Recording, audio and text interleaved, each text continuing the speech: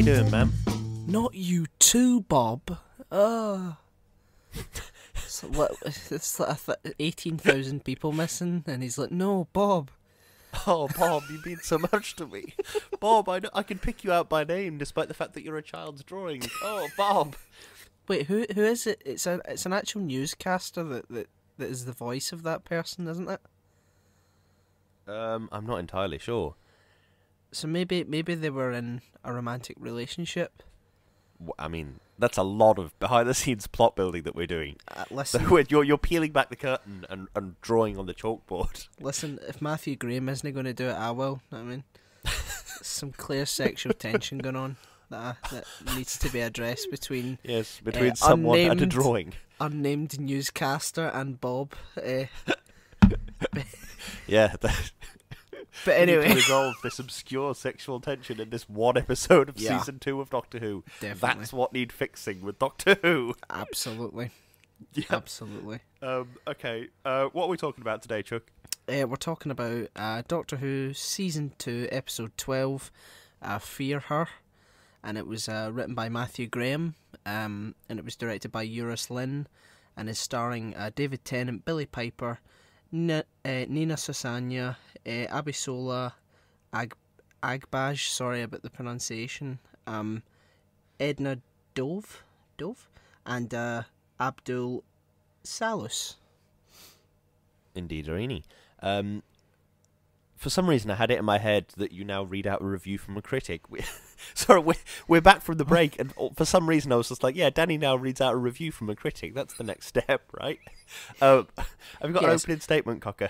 According to The Guardian, the sexual tension is very much there between Bob. According to Peter O'Toole from Ratatouille. Yeah.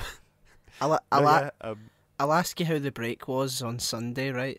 Okay. 'Cause we've got- That's what we'll talk about then. Yeah, we've got a lot to cover. Do we? Yeah. A cheap episode with some really interesting concepts, but sadly it falls flat in the execution. It's just disappointing. Yeah, a nice enough episode. It has heart and a straightforward story. There's nothing too intense. I think it's one of the great sort of tragic episodes of Doctor Who, in which it's just not as fleshed out as it could be. No. It's a 2D episode when it could be a nice 3D episode. Yeah, that's a really good way of putting it. Well, there we go, huh? Have you got any CRQs, Chuck? It's a small thing, but I really like how at the beginning the TARDIS is parked in the wrong place, and the Doctor has to change Yeah. it. I really like that because you see the TARDIS parked perfectly everywhere else, but he's got to make a mistake sometimes, and he's like, oh shit, you know. Yeah, I know exactly what you mean. I like that. I do. Plus, I mean, in fact, no, yeah, the TARDIS is sentient, so it kind of would pick out a parking spot. But then, did the TARDIS do that just to fuck with him? Is it just like, you know Yeah. what, Doctor, fuck you, this is just what we're doing today? Maybe it's a warning. Yeah, you're gonna get snatched up in a child's drawing soon, in about 45 minutes. So so let's get out of here. I don't know. Oh, God. It's like every episode of Family Guy or American Dad, where it's like, oh no, you've been unconscious for exactly 21.5 minutes. I approve of the cat in this episode. That cat has the Lewis Brindley seal of approval. So if that cat is out there in its trailer, wondering what Lewis Brindley thinks about its acting performance, Yeah. you can feel relaxed, comfortable, and confident, Yeah. knowing that I am pro the performance abilities of that cat. Yeah, he likes cats. Could have just said that, but Yeah, I mean, I do like cats. This is true. yeah. Okay, here's something that I think is good about the episode, although it's not original to the episode. The bond between children and spooky stuff. It's I think there are a few horror writers or filmmakers or whatever that can do it very, very well, and I think that's where the trope sort of originated. And from there, it sort of just kept going. There's this really great interview with Stephen King where he talks about how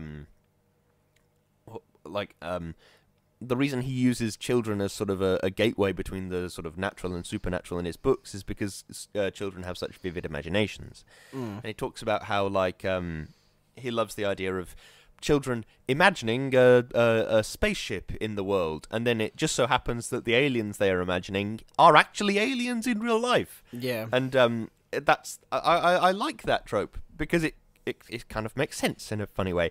But yeah, it happens in this episode, and that's good, I suppose. It certainly does, and let's not forget, children are just horrifying inherently. So there's that. Are they? Are children inherently horrifying? Oh yeah, they're born. They're boring. No, they're born, and then they're born. Okay. and then their entire goal is to supplant you and surpass you and become better than what you are. That's horrifying. There's some very interesting politics going on in the Kerr household between you and your younger brother. I think we're getting a terrifying glimpse into the world of internal politics. Oh yeah.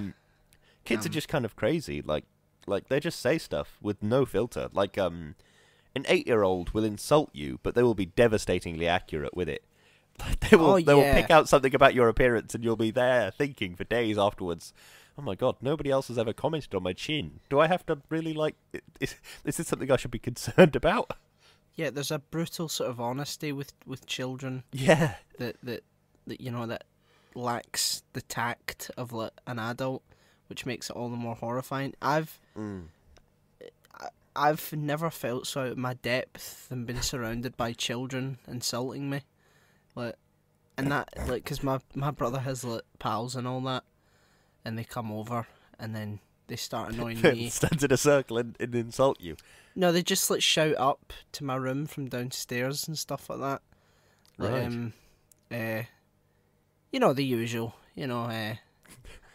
Right. Yeah. I would like to know. I don't have a brother. I would like to know what the usual is. Well, the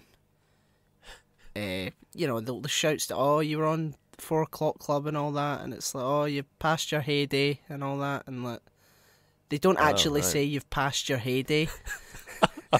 Yeah, your brother's 50-year-old mates. They just sort of say, have you quit acting? And I'm like, no. Technically, no. But and then I have to, take out the machete and warn them if they continue. I've just got this image of you with that baseball bat that Negan had in The Walking Dead. This is just Lucille. Yeah, exactly. You just stick your head around the door and they're just like, oh my god, oh my god. I thought it was good-natured fun, but Jesus Christ. Yeah. Oh, yeah, but see, the thing is about kids is that when you're an adult, you have so much to worry about. So if you're a parent, your child can devote 100% of its energy to just attacking you in order to get what it wants. If I want a packet of crisps before my dinner, it's the child doesn't have to worry about taxes and all that. It can focus its entire attention on getting a packet of crisps. So eventually you'll either just give in, and you'll just, oh yeah, okay, fine, here you go, just to get it over with. That's a certain amount of power that's rather terrifying, in my opinion, just not having any responsibility, I do know what you mean. Although I think I haven't met many children because I was the youngest one in my family. So the only children I have met are nieces and nephews and cousins on my wife's side of the family. And they're all quite chilled out and quite nice. The most intense I've ever seen them was one Christmas. One of them got a Nintendo Switch, and they were all playing some kind of game on the Switch and being very intense about it. But yeah, they're pretty chilled out. I don't think, as much as they don't have to worry about taxes, I don't think they even are aware of taxes. I don't think they care. So I don't know. Maybe it's a children to children specific thing. I have no idea. It probably is. But let's talk about the episode. Yes. I do have to say, this episode is better than I remember it being. Yeah. It has some lovely concepts. I like the concept of the eye solace. I like it when aliens in Doctor Who aren't just bad. and they want to conquer stuff. It's like, no, this is an actual character with motivations, which is quite good. Yeah, and it's quite nicely. Well, it's sort of weirdly nice that when an alien isn't just a bloke in a suit. Do you know what I mean? It's yeah. like it was explained away in Star Trek by saying, "Oh no, all the aliens are of the same evolutionary tree, so they all look kind of similar." But I quite like it when there's an alien that is like just a bit weird. Like, oh no, this alien is just a pile of goo. That's just everybody is just like, oh yeah, this is the pile of goo species. Okay. Yep. Just I really like aliens that are just completely as far away from humanoid as possible. But some of the stuff I didn't like is that it's a very sort of child-centric episode. I think it was like intended to be a bit more sort of light-hearted, and that's fine. That's not necessarily a bad thing. But when you've got like serious topics like domestic abuse in it, like in the subtext, it's like that's a pretty serious subject to sort of, you know, to bring up to kids. Yeah, and I think they could have explored that a bit more. If they really wanted to do something with it, I didn't think it had much nuance to it, but that might just be me. No, I do completely understand what you mean. It's yeah, I think in these days, I think always Who has struggled with like sort of striking a balance between being the kids show that it was sort of intended to be, and also being good for grown-ups too. Like the only people I can think of that successfully hit this bar every single time is Aardman. Like every Aardman movie is, on the surface of it, a kids' film, and then you sort of dig a little deeper, and you'll very happily I mean, I have watched them many times. It's the kind of thing that I think you'd be happy to watch with kids. But yeah, an episode of this where like, oh no, the doctor's making a joke about how Rose says, "Oh, hello, gorgeous boy," and it's like, "Oh, it's me." "Oh no, it's a cat." And then, oh, the doctor doesn't understand social subtext, so he sticks his finger in a jar of jam. Yeah, sort of weird, trashy jokes like that don't quite fit in with with serious topics like domestic abuse. You're right. Yeah, I just think that should be the focus of the episode, you know, to give it a chance to sort of breathe and flesh itself out. I do like the sort of theme of parents not communicating with their children. So that's a big sort of theme, and that's the whole reason that the eye solace is you know, with Chloe, because her and her mum can't seem to talk about the thing that happened to them, which was, I like that. That's quite good, and how they sort of overcome that. Yeah. But it was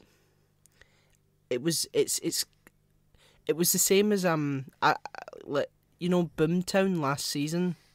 Yes. There was an original script for that was changed last minute to make for a cheaper alternative, and then I think they did the same with this one.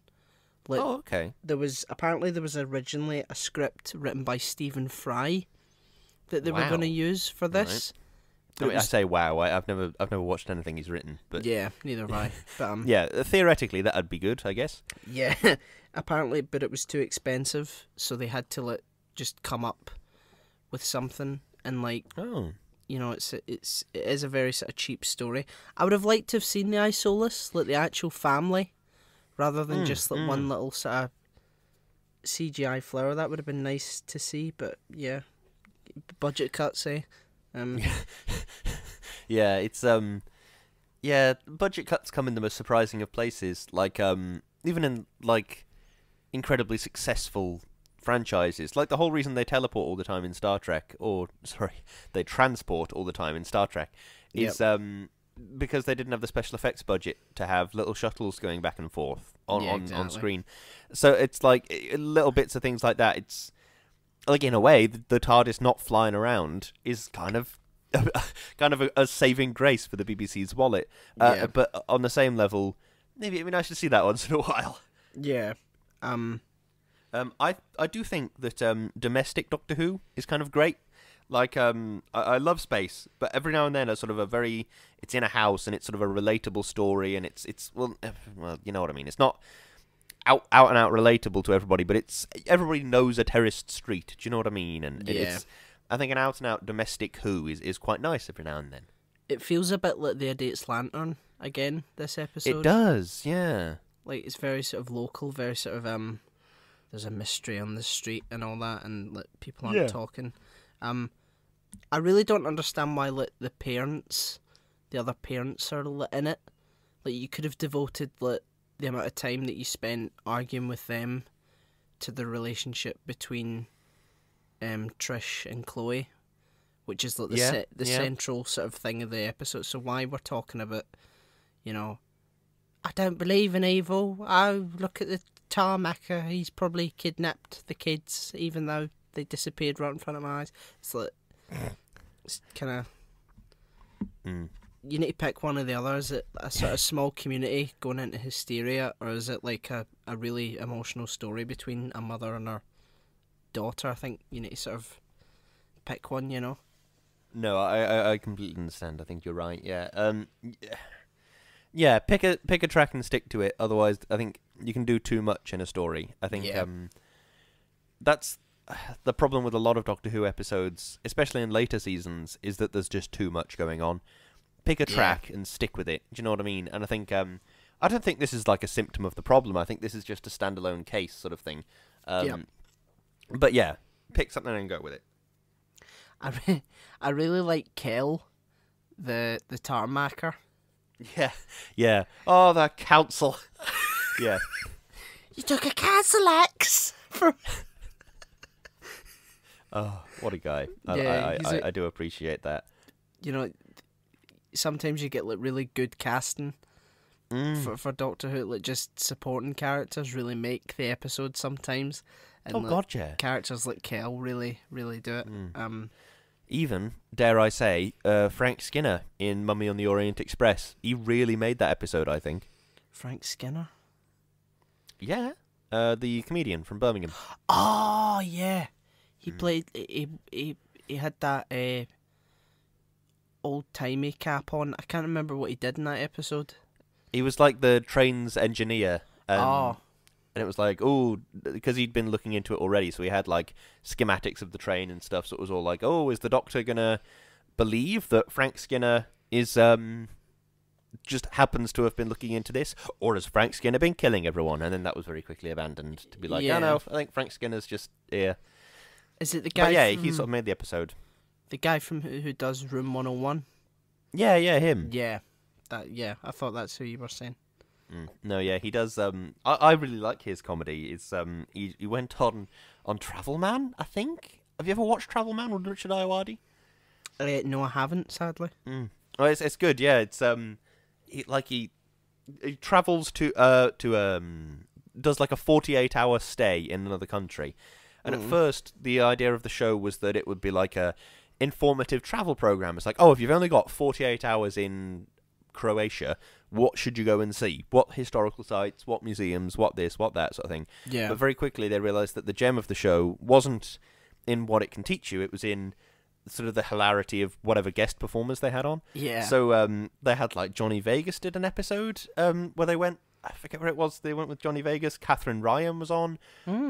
Loads and loads of people have been on it, and it's just it leads to some really funny things. Like, what's his face was in it as well? Paul Rudd, of all people. Was he? And it became a bit of a thing while it was airing, that like if you had something you wanted to promote, you'd go on Travel Man. And yeah, I mean, it's something I can pour hours of time into, watching old episodes on YouTube. Yeah. But yeah, it's really good. I'll need to check that out now. Paul Rudd was on it? Yeah. They went to Johnny a Burger Vegas, King in something or other. Paul Rudd. Those two names don't really. No, they don't sit next to each other very well, do they? But yeah, loads and loads of people have been on it. That's pretty cool. I'm gonna check that out. I think I might be out of notes for this episode. Me too. Which is, I'm not entirely sure how that's happened, but I think that the actual void this week is going to be particularly large, so maybe it would make sense to have a bit of a shorter whisper. Yeah. I'll say this as my closing statement.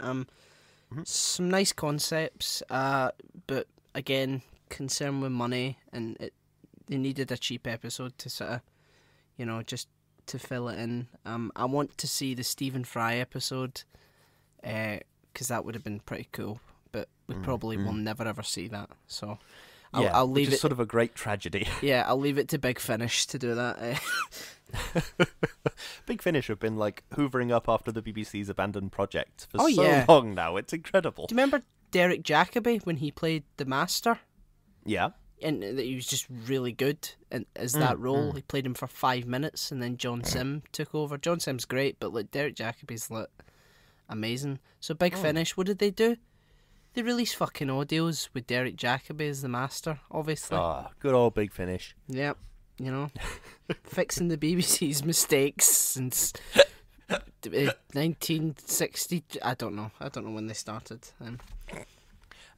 Yes, indeed. For my closing statement, a simple story with a lot of cool ideas that could have done with fleshing out a bit more. Is it the fault of anybody in particular? Probably the BBC. Let's be completely honest. Yeah. Okay. Yeah, I think that is my closing statement. Fuck! Oh my god, it was my opening statement. We've got to do the whole episode again. Yeah, we're only saying that because we're no longer employed by them. So, but, yeah, should we do some cheeky capitalist shilling? Yeah, let's capitalist the shill. Yeah. I was trying to think of some kind of pun or play on words that I could do with the word shilling, but I couldn't. Get started, and I'll think of one. Poetry. Yep. The podcast and Lewis and myself have link trees. Lewis's is linktr.ee /Lewis_Brindley. Mine's is /O'Hiram, and the podcast's is /Shouting into the Void. All together, no caps or spaces. So check us out. There's our Patreon. No, shut up. Fuck off. There's our YouTube, our our social media, our Facebook and all that. Woo! So go check that out. Oh god, that's really surreal to go from like, oh my god, shut up, fuck off, shut up. I was so intent on getting that right, and I fucked it up. Welcome back. We also. If there was a particularly clumsy cut there, it's because Danny was just furious. Yeah. Utter blood boiling rage. He started swearing. It was a whole thing. Yep. I'll leave it to Lewis whether we're keeping that in or not. We're keeping that in. Yeah. Fair enough. We also have a PayPal donate button, so anything you can spare, anything at all, would be greatly appreciated. We also have Patreon. We take the opportunity every week to thank our wonderful patrons. Chloe. Thank you. Darius. Thank you. Sophie. Thank you. Peter. Thank you. Aditya. Thank you. Richard. Thank you. Natalie. Thank you. And Dougie. Thank you. Hey, we did them all. Get us. Yes, you make this show possible, and we couldn't do it without you, so thank you so much, as always. Yeah. You help us pay the bills, you help us do all sorts of different things, so thank you very much for keeping the lights on at Void Towers. Yep, definitely. We also have merch on Teespring and Redbubble. We sell loads of stuff, so go over, check that out. Tote bags, jumpers, mugs, all sorts of tacky shit. Yeah. So yeah. We also have... as a brief brief hop in about the merch, I have recently realised that the jumpers go up to like 5XL. So if you want anything incredibly cozy, I would recommend getting one of these insanely large jumpers. Because we bought an insanely large jumper and it's stupendous. So get one. Quite right. I bought one and it was the medium, I think it was, and it's actually still quite big on me. Oh, lovely. So, yeah, it's nice. That reminds me of something my history teacher used to do. He used to say, because he was like quite a big guy, and he sort of started like a weight loss thing that he would do quite regularly, and he'd talk to us about it quite often. And he would do this thing where he'd stand at the front of the class and just be like, "I'm so thin now. Look at me. I'm so thin." And he would like be stood facing us, and then he'd turn to the side and be like, "Look, I've gone. I'm 2D. Look, I've gone." Sorry, I don't know why that sprung to mind. Just what he said about, it's a medium and it's quite big. It's quite big. That It reminds me of a joke from Fleabag where it's like, these two people are sitting in this cafe and it's like, I don't have to define myself by my body because I've got such a great fucking body now. And last but certainly not least, we are partnered with another amazing company called Number 12 Crochet Avenue, and Lewis is going to say some wonderful things about them, all of which are true. Indeed I am. Number 12 Crochet Avenue is a company run by my amazing wife, in which she crochets, and she's incredibly good at it. So good, in fact, I am now a crochet protege, which rhymes delightfully. I've knitted half a small bag, so that's exciting.